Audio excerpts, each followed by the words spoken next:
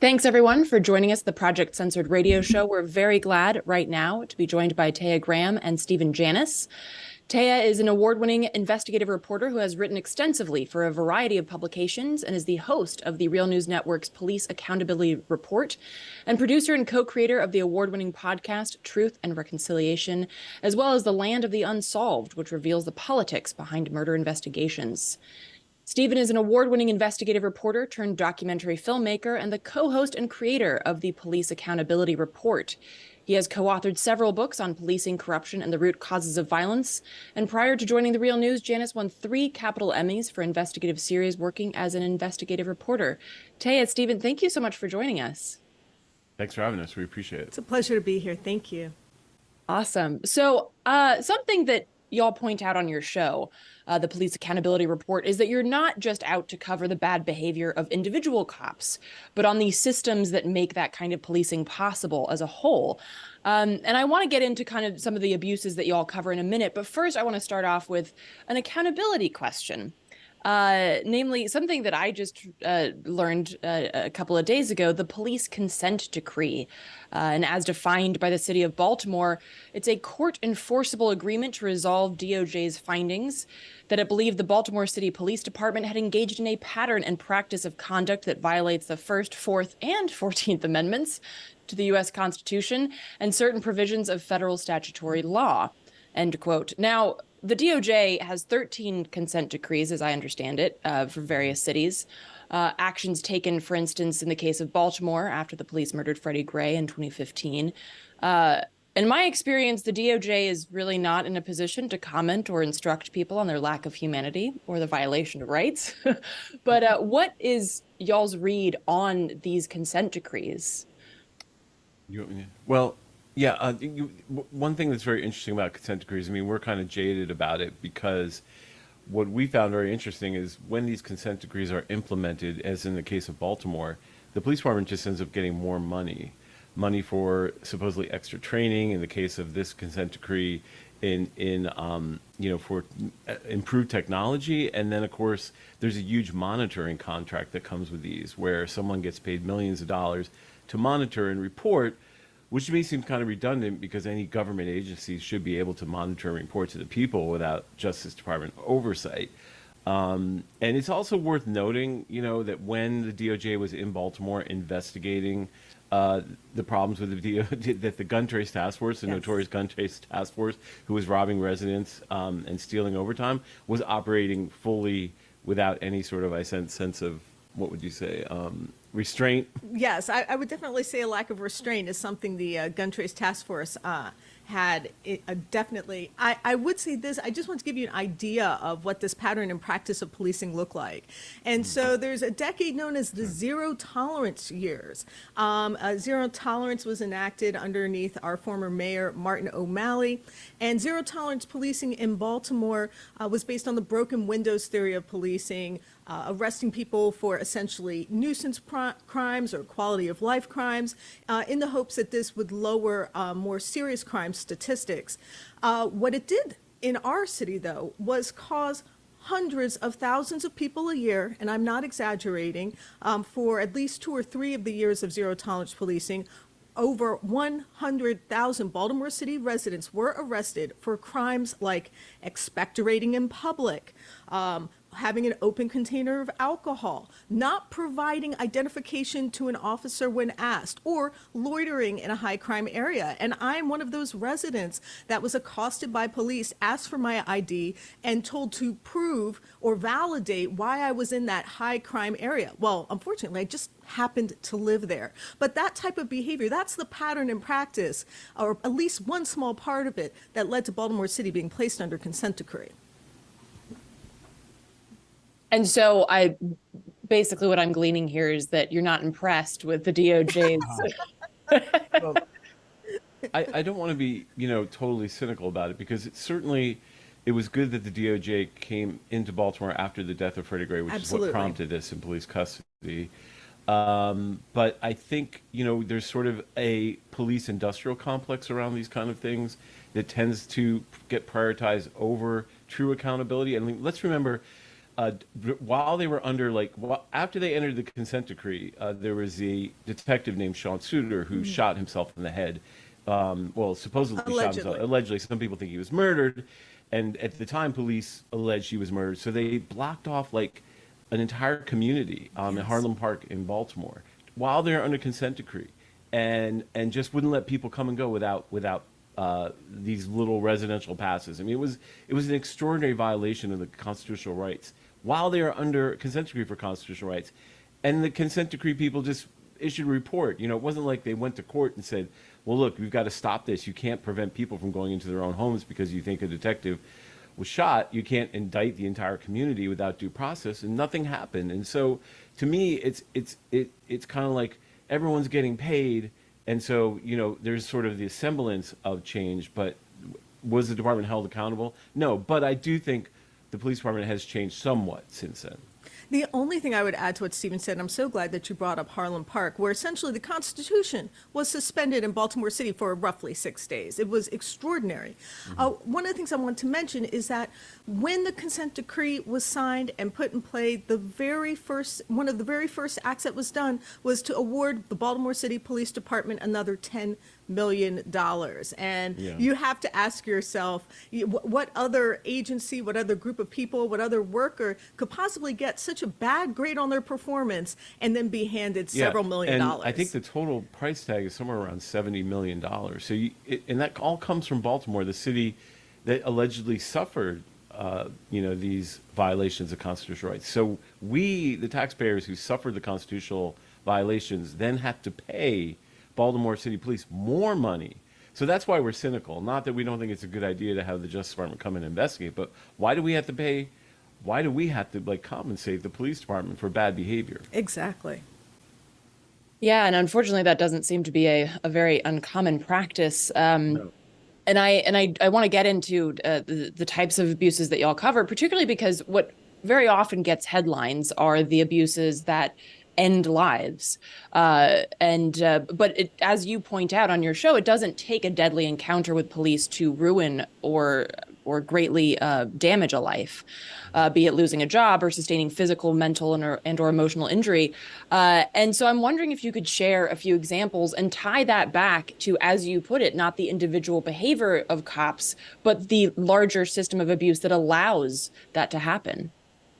I'm so glad you asked, because as our coverage began to expand, and I'll say this on a very personal note, I initially thought police misconduct and police brutality were primarily urban problems, were problems for communities of color. I had to learn through reporting that police misconduct, police brutality is something that is experienced in small towns. It's something that's experienced in rural communities. Now, it may look a little different than from what we see in Baltimore City, but I assure you, I have seen equally exploitative practices that that extract wealth from those small communities. And I'd like to give you Milton, West Virginia, actually, as an example. We began reporting on Milton, West Virginia when a mother reached out to us and said, my son has been in jail for a month. I don't know what to do. No one will give me any answers. And she said, and here's the cell phone video from what happened to him. We took a look at the cell phone video and said, you know what, this young man's rights were violated. Let's see what we can do. And that led us into a series of investigations that later showed that the Milton, West Virginia Police Department, for a town of about 2,500 people, had their police department budget double from in 2016. It ended up doubling to $1.2 million a year, and they tripled the amount of court fees and fines that they were extracting from the community via traffic tickets to around $630,000 they were extracting from a community of 2,500 people. And you may say, well, that's not someone's life being ended, but I assure you, those residents were feeling the boot on their neck. They were dealing with wealth extraction. Yeah, and I think you're seeing, so we can talk about some individual examples, but the larger thing is like the data provisioning of people and the process of turning us into data points for, I think, for the benefit of capitalism. And in the case of, we just did a story on this man named Thomas, a firefighter who was pulled over after he left work, and the police department that pulled him over, which was the Denton County Sheriff's Office, went through this entire routine to sort of bring a charge of DUI against him when he clearly wasn't drunk. He hadn't taken anything except his medication, Adderall for ADD. So, we dug into it. We found out that they'd never even filed the charges against him in the court system. We found out that the union had allowed him to be fired, even though there was no evidence. But what we took away from it was that, really, this is the result, in some result, of turning police into a monitoring system in terms of, saying, well, we have made 100 arrests this month. It used to be policing was not data driven. Now it's data driven like everything else. So you gotta produce numbers, and the numbers are supposed to represent, I think, a quantification of oppression in some ways. And those numbers end up translating into like what we saw in this Thomas, the firefighter, who didn't want us to use his last name, but his life was ruined. He had worked, he'd been a first responder for 40 years. For 40 years, he had ran out and saved people's lives, and his entire career was extinguished in a second at, sort of the whim of an officer who I believe perjured and lied. But no one's going to hold him accountable because he's generating the data about us, the data of oppression, really, in many ways, that, that this system that we talk about, really desires and wants to, and creates as an imperative to move, to create, I think, and sustain inequality. And so we see these in very particular cases where people's lives are suddenly turned upside down, transformed, ruined, like in his case, for nothing. And the only way that happens, I think, is if you have a sort of drive from the top down to impose inequality, or at least sustain it by intervening in people's lives and ruining it. Yeah, absolutely. And I'm curious too, because for folks who want to check this out, it's fantastic reporting, and many of them, if not most, have videos, right? There's filming the cops, either it's body cam footage or it's somebody's cell phone, things like that. And there seems to be, honestly, like a new video online every day, like TikTok or Instagram, this person getting the cops called on them for, being black in a park, or this person getting their house raided and then violently arrested because they pierced their son's ear, that actually happened. And so you'd think that, oh, well, there's all this, there are all these cameras trained on the cops.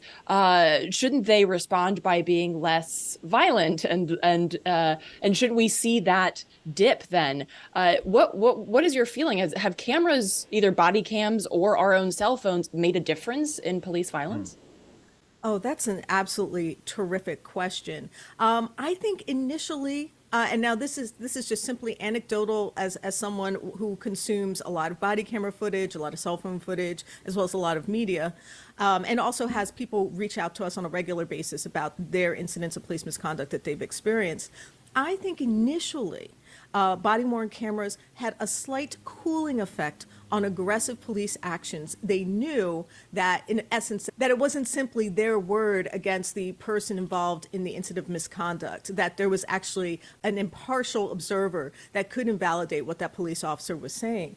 But now I would argue that police have gone back into their aggressive practices, that police are pushing back even harder. It doesn't matter that there's a CCTV camera. It doesn't matter I'm wearing body camera, that they are becoming aggressive again. And I think some of the signs that we see of that are some of the extreme charges of domestic terrorism that we saw being levied against protesters and people attending a music festival in Cop City, as well as some of the laws that we've been seeing put on the books in Texas and in Oklahoma to actually limit the public's ability to record. Yeah, I think police, have learned to adapt to the body camera and know how to like cue the body camera and say certain things. Oh yes. Like stop resisting, stop resisting. I mean, I can't tell you how many videos we've seen, where the police are saying stop resisting. The guy's just standing there. And motionless. A person standing there motionless. Yeah, and I think cops understand that if they're on body camera saying stop resisting, it doesn't matter what you're seeing, and so they've learned how to cue these things to their favor, and like in the case I just mentioned about Thomas, the firefighter, the police, you could tell they were very conscious of the fact that they were on body camera, and they were saying things that would protect them, even though they were really participating in an illegal arrest, an unconstitutional arrest. They knew how to sort of play for the camera. And I think there's been some of that adaptation in policing now. And do you feel that it's also a matter, because I know that y'all have tried to get information from police departments and things like that, and I have as well, and in the past, like contacted people and said, hey, it looks like you didn't release this body cam footage, and I'm wondering why, and could you please release it? I feel like there's also this prevalence of the police departments just aren't releasing all of the body cam footage, and I mean, have you noticed that as well, that they just will hide it if Yeah. they think that it's Oh yeah. Oh my gosh. It- Yes, police departments are bearing body camera Right, footage and beyond a shadow of a just doubt. before Taya tells her story, which I want her to tell, that one of the things that, like, for example, there was a involved killing in Fletcher, North Carolina, Oh, and the gosh. police were just totally using prone restraint, which is what killed George Floyd. But in North Carolina, body camera footage has to be authorized to be released by a judge. My point is the laws are different all over the country, and it's not uniform. And we were trying to get the body cam footage, and there's no way we'll ever get it, even though clearly the police murdered. You know, this was a homicide, and it eventually was ruled a homicide, but the police still haven't been held accountable. But the point is, you just don't know. Every jurisdiction you go to has different rules, and police always have a legal way to keep it secret if they want to. And Taya can You know, talk about Stephen, I am so glad that you mentioned the death of Christopher Robert Hensley in Fletcher, North Carolina, because, like you said, that body camera footage can only be accessed by court order, by a judge's approval. We wouldn't even know about that young man's death if it wasn't for his neighbor holding a cell phone. He yelled out, "Someone record this, someone record this." And his neighbor did. what about and your if it personal wasn't for that experience? cell phone footage, we would have no idea that this was a homicide. But But Ethan I Newberg. do have a personal battle that I'm going through right now in an attempt to get body camera footage. I've been asking very politely for the body camera footage for Sergeant Ethan Newberg since March of 2022. Baltimore Police Sergeant. I'm sorry, Baltimore City Police Officer Sergeant Ethan Newberg. He is the same police officer who was last making roughly $234,000 a year working for the Baltimore City Police Department, and was also charged with 32 counts of misconduct in office. Now, I'm asking for the footage related to the 9 counts, to 9 specific incidents that led to these 32 counts. He, at this point, has pled guilty, and yet I am still being denied access to the body camera footage. I've gone to an ombudsman and done mediation, and the ombudsman was kind enough to hypothesize for me what the issue might be. And she said, well, you know, it could be that they're concerned that you getting access to the body camera footage could be prejudicial. This was also something that was cited in, I believe it's the 4351 exemption that was denying me access to this body camera footage. So she said it could be prejudicial. It could actually inflame people. Well, I would think that if it's this footage could inflame people, then people have the right to see it. If you're saying it's prejudicial, Right. Prejudicial in what way? The judge, and I said this to her, how do you think my access to the body camera footage could prejudice the judge? Her answer was, well, judges are people too. My question was, you're telling me this judge hasn't already seen the body camera footage? If you're talking about getting the runaround, I'm honestly I at the think- point where I'm ready to file a lawsuit. I just don't want the I paperwork. think literally she was saying if they're trying to get Ethan Newberg out of the court without doing any jail time. There and I you think go. I think that's what this is about. They're afraid if we release the body camera footage, people will say, why isn't this man going to jail? Mm-hmm. And so therein lies the whole problem you were talking about before. Yeah, I mean, well, and it's not surprising, of course, in the criminal justice or injustice system, they take care of their own. But it's like, what's the point of body cam footage if it has to pass through a judge whose job it basically is to protect cops? Yep. Exactly. Yep. And I want also getting into police abuse. I want to get to this point, which I feel like every time I do, like a training or something, and we talk about how police lie and they're allowed to, I see people's faces go, "What, really?" Because that's not what the Andy Griffith Show was talked about. So in one story you covered, for instance, recently, a man with early onset dementia was told repeatedly by the SWAT team that raided his home violently that his daughter could be in danger. And they do this, like they did in that case, in order to get what they want, either to break into someone's home and search it, or a false confession, or what have you. And there's no legal recourse for it because they're allowed to lie. But if you lie, it's perjury. And Right. I'm just curious if you could talk a little bit about that, because I feel like that's an aspect that a lot of times is not covered. Yeah. Well, there's a micro issue and there's a macro issue here. And obviously, I think it's important to know the macro issue, which is, I think to a certain extent, policing is supposed to be sort of the spearhead of the anti-democratic impulse in our society. That is the large portion of our society which doesn't really like democracy, diversity, or, the ability of people to advocate for themselves, and rather would like to participate in a more fascist style government. And I say that, I know it sounds kind of extreme, but I say that because the ability to, for example, lie, the ability to seize property without due process, all these things are slowly chipping away at the underlying ideals of the constitutional rights that were supposed to prevent this for this very reason, right? So you wouldn't have concentrated power that could act upon a property or a person without any sort of, process or any sort of oversight. So I think, in the raid, you see a guy who clearly, he has been diagnosed with early onset of dementia. I think in this particular case, they were doing what we would call performative fascism, where they, conduct a raid that's absolutely unnecessary. One of the most dangerous police, tactics that exists, running into someone's house with guns drawn, banging on their door and pointing a gun at someone, can often end quite badly. So they do that under the pretext of the fact that his daughter was Facebook friends with someone that was friends with someone else. Friends with another person that was friends on Facebook with this person. With another person, right. So they use that all. So what you're seeing here is performative fascism in some way. And I know that's a tough word. I just feel like it's anti-democratic, because eventually those things get worn down and it becomes part of the fabric of the community. Police can do whatever they want. We saw that in Baltimore because the war on drugs allowed police to just run into people's houses all the time. I can't tell you how many stories I covered personally as a reporter where people's lives were just torn asunder by this tactic. And we used to joke about Baltimore being a constitution-free zone, but it's not a joke. The Department of Justice actually concluded that's what it was.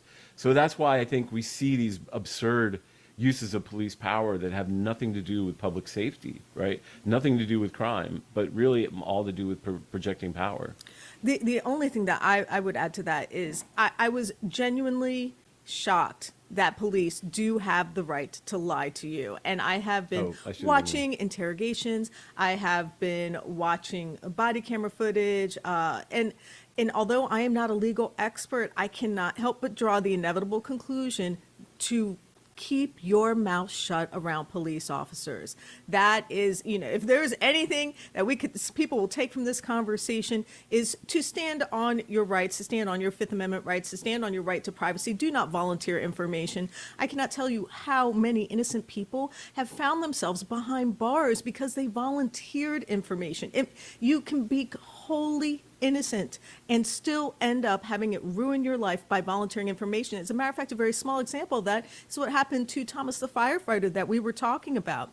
The police officers asked him, do you take any prescription medication? And the fact that he said, well, yes, I do have a prescription for Adderall, that was one of the things that was used to imply that he was perhaps intoxicated on a substance, because his alcohol test came back zeros. And I would just add to this, this man, he was a driver engineer, which meant that he was tested urinalysis for drugs and alcohol for over 30 years. And for his union not to support him on this, for the police department to end his career like this in disgrace, something really stood out to me. He said, I felt like I lost my family. The department is my family. He says, I know I still have friends there, but I didn't want my career to end like this.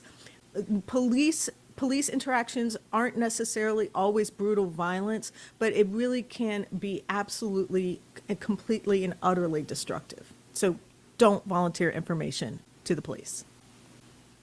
Yeah, thank you. And I'm glad that you highlighted that, because I think, and again, police are trained in how to try to finagle you to talk. I've had cops ask me questions, like, well, this is just going to get a whole lot worse if you don't talk. You know that, right? Do you want that? And then like your whole body's like, no, I don't want that.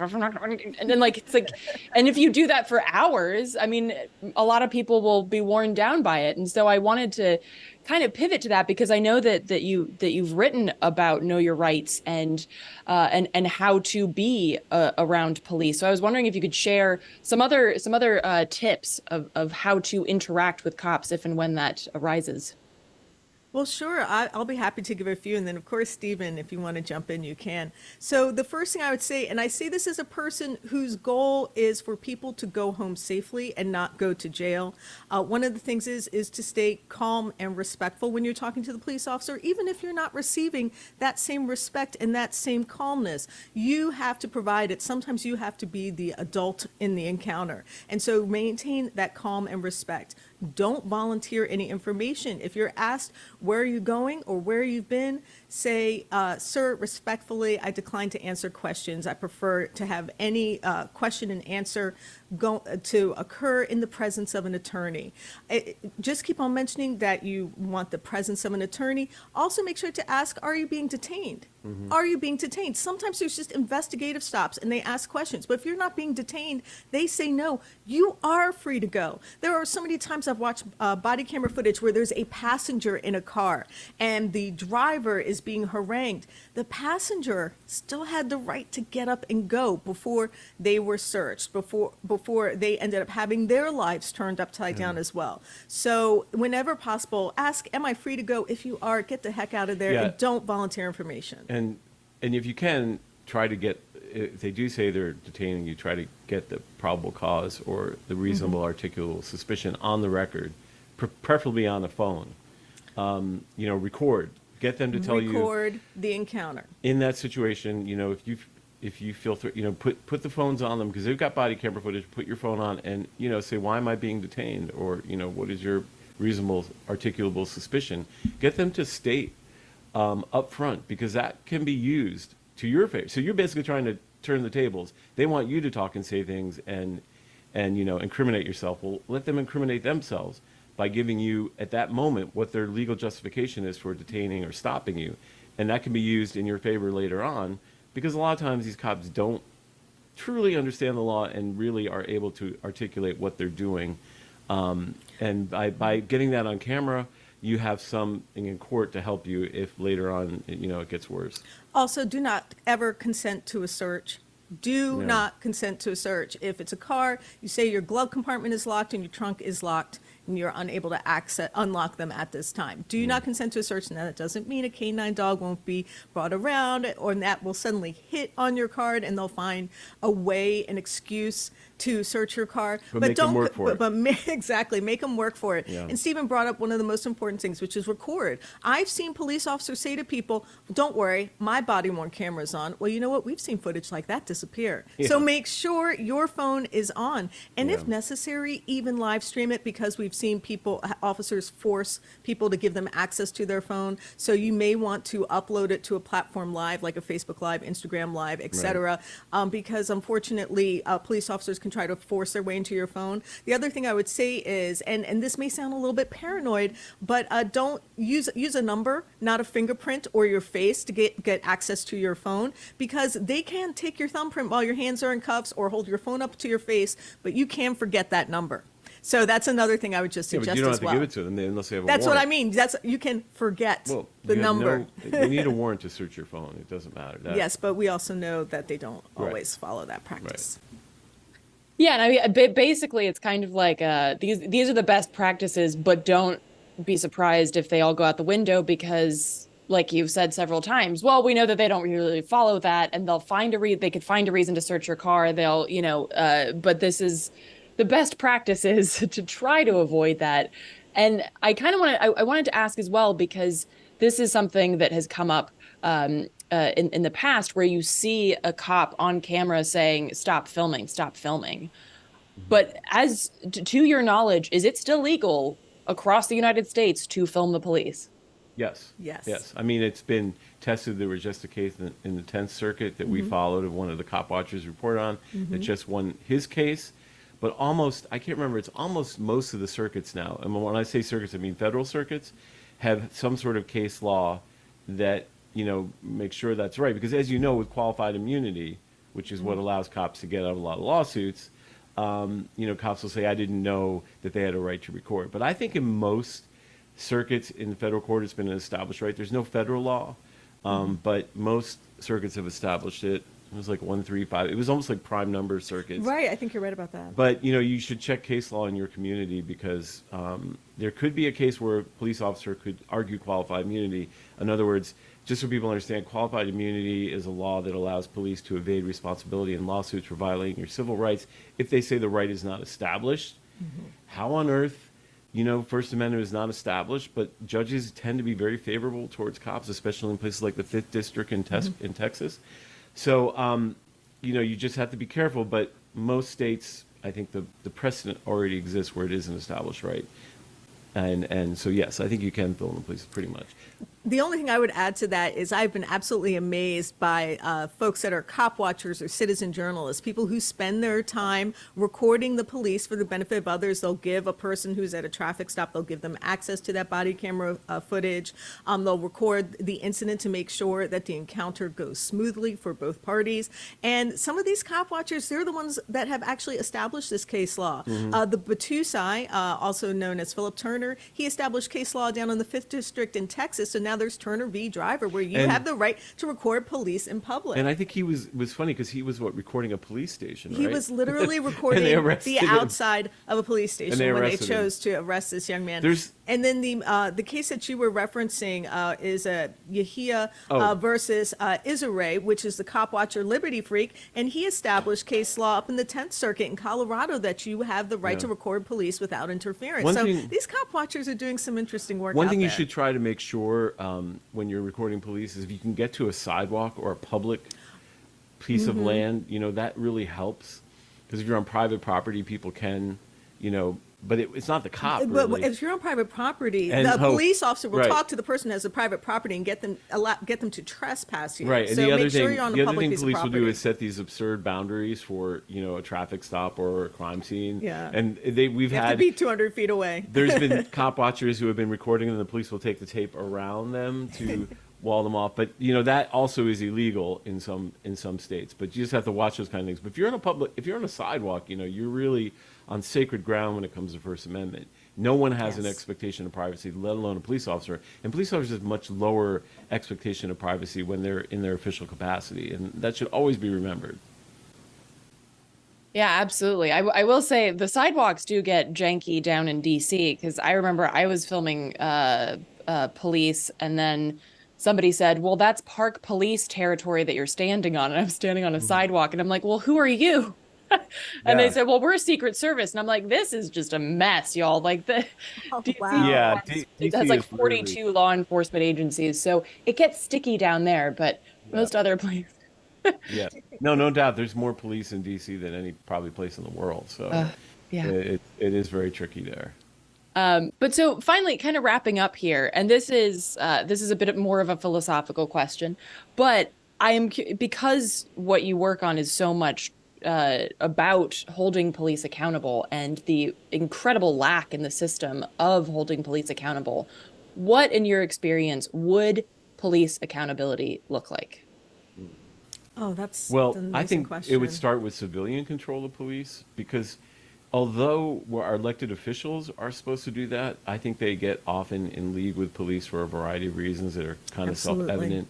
And what you really need, and what we've never had, is true civilian control. In other words, like I think in Toronto they have a civilian board that appoints a police commissioner, I think in tandem with the council. But that's what the only thing that will really work is, and when I say civilian control, I mean like people from each district, each neighborhood represented and having a voice. It has to be somehow detangled from the political economy, a political establishment, because politicians, as we've seen, when Taya talked about zero tolerance, that was under a Democratic administration in this city, and there was only one politician, State Senator Jill Carter, who spoke out against it, but everybody else was just lockstep with that horrible policy, including African American politicians whose neighborhoods were under siege. So unless you actually get true civilian control of police, I think you're going to see these kind of things continue. I don't know, Tay, if you. I agree with you wholeheartedly. And of course, I have to say transparency. Without Yes. transparency, Well, transparency. If you don't allow the public to see what's going on, you can't hold police accountable. So transparency, I think, would be an absolutely essential to be able to reform the police department in any meaningful way, as well as to restore community trust. I think also a truly, as Stephen was Oh, talking about, like a yeah. truly independent review of issues of police misconduct, I think would be necessary. So often, these review boards, if they even exist, end up being completely toothless, having no effect. They can only make recommendations Yes. of what will happen to the police officer, what type of disciplinary actions could be taken against the police officer. So, to actually have meaningful, Yeah. independent oversight and a process where the civilians have some say over what happens to officers who, commit crimes, Yeah, essentially. I mean, so we've had a civilian review board since the early aughts. It initially had subpoena power, but then that was allowed to sunset 2 or 3 years later, never reauthorized. But it has no power whatsoever to recommend anything. It can make recommendations, but they're completely ignored. And our civilian review board has been a joke. I think Taya's right. You need to give them real ability to punish police officers, and police departments have fought that, and especially police unions have fought that tooth and nail, because they don't want the people that they purport to serve judging them, and I find that even more absurd. Go ahead, Taya. The other thing I would ask, and this may sound sort of strange, but to have some sort of mediation or restorative justice with people who've been wrongfully arrested. I think police officers, because arrests Yeah. are just this tool they have in their toolbox, and they don't realize how utterly destructive it can be, how it can, cost people money, cost them their jobs, cost them relationships. There's so many different ways that being arrested can impact you, and I don't think police officers sometimes realize that sort of domino effect it can have in someone's life. So maybe it would actually be helpful for a police officer to sit across the table from someone who's experienced one of these arrests and let them know, listen, when you arrested me, my family didn't trust me, and I became somewhat socially isolated. I missed days at work, and therefore I lost my job. It cost me this much to get a lawyer and to get this all cleared up. This really sent me into a dark place. It was very difficult for me to process, and just to have the opportunity to look them in the eye and know that an arrest is a really potent tool, and it shouldn't just be used without discretion. It can have terrible impacts on someone's Actually, life. and I just add, I think the media should be able to observe those mediations, because that would be great. Some great You know thing to what? report on. Put us in the room. Yeah. We'll keep an eye on things. Absolutely. Media should be everywhere where power is exerted. So, Agreed. Taya, Stephen, thank you so much for taking the time to sit down. Where is the best place for folks to follow your work? Oh, that's a good question. Well, you can find us on YouTube at the Real News Network. Our show is the Police Accountability Report. And of course, you can follow the Police Accountability Report on Facebook or Twitter or Instagram or wherever you like to go to get your social media fun. What would you suggest, Stephen? Well, and also you can look up our podcast, like The Land of the Unsolved. It's on Spotify and all Yes. those places. So Yes. I'm Taya Graham, so if you look up that pretty much unusual name, you'll find our work, yeah, and that's Stephen Janis. Yeah. Yeah, sometimes it is really nice to have an unusual name. So thanks y'all so much for taking the time. Really It's appreciate our it. pleasure. Yeah, Our pleasure. Thank you for having us. We really appreciate it.